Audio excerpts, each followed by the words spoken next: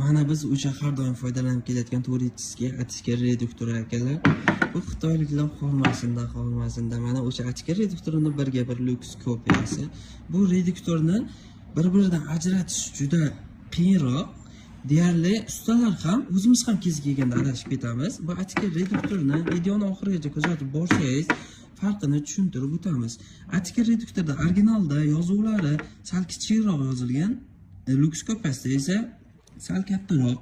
Bu achka reduktorda original $35 turadi, birga bir lyuks kopiyasi $17 turadi akalar. O'shanga qarab adashib qolmaysizlarda original Xitoyni.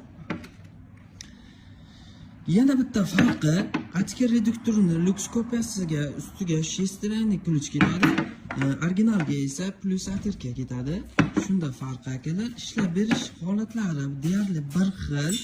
Bu ham ishlab beradi, 6 oygacha bezatkaz ishlaydi-da, gazni davleniyasini baland, past bo'lib o'ynab ketish holatlari bunda ko'p. Bunda esa bir xil deyarli o'zgarish sezmaysiz. Farqi shunda.